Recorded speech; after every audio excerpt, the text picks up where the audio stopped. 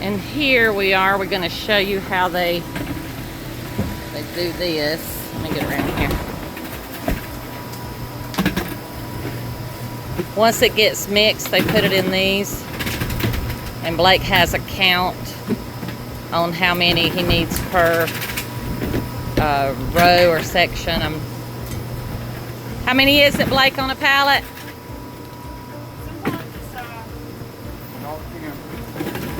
It all depends. Yeah, sometimes it can hold 6 is a batch.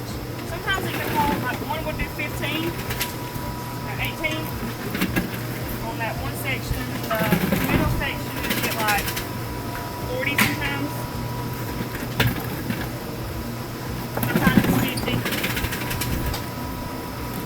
Depends on what section we're at. Gotcha.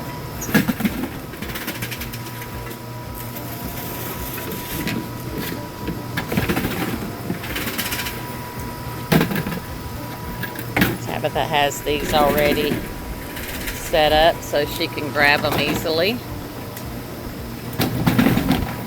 And then once they get them on the pallet, I'll take you down here, show you what they do.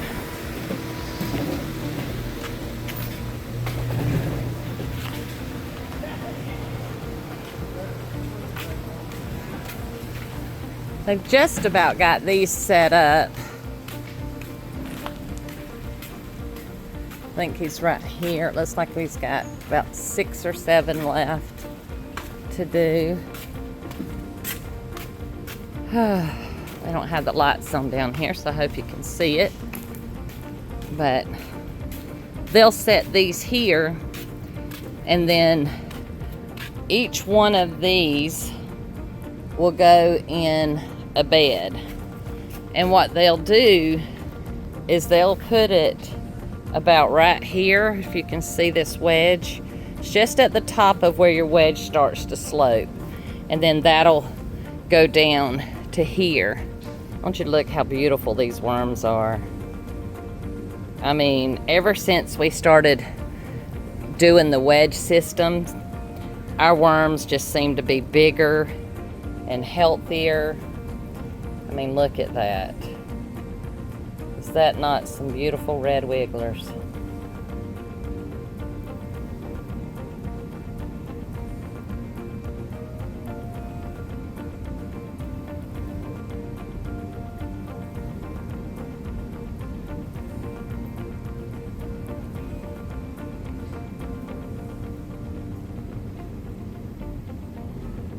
I don't bother these too much because in the wedge systems, you don't have to bother the worms, because as the worms eat, migrate down to the end where the food is, you just come back and take up your castings where there's no worms in here. So we'll eventually come and harvest these. The reason we're not harvesting them yet is because there's still worms and cocoons in this right here, which is not far from that, and we want those cocoons to hatch. So we leave them alone, and when those cocoons hatch, they move down where the food's at as well, and so we can come back then and harvest these bins.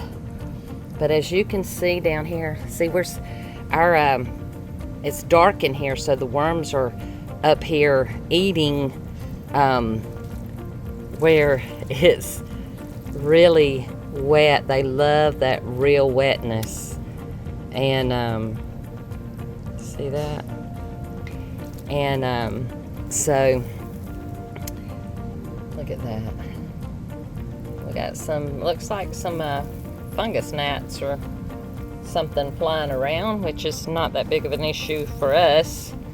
If I was at home it would be, but they don't really hurt the worms, so they're not a bother to us. But you see, these worms are just down here in this water that's, really moist down here at this end. And if I was to turn on the light, these worms would move right back up into this bed. But right now they're just enjoying that moisture. And see, you won't see that down here because there's more light. But, look at that. Beautiful red wigglers. If y'all need some beautiful red wigglers, Mimi's is the place to get them. Look at that. That is a beautiful, beautiful red wiggler right there.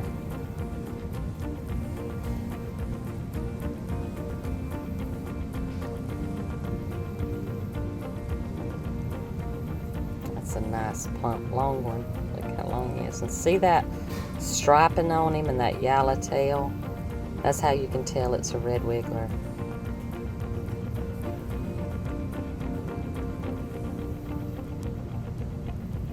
Alright, let me put him down.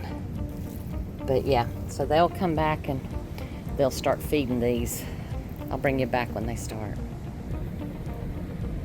Okay, let me show you how we do this.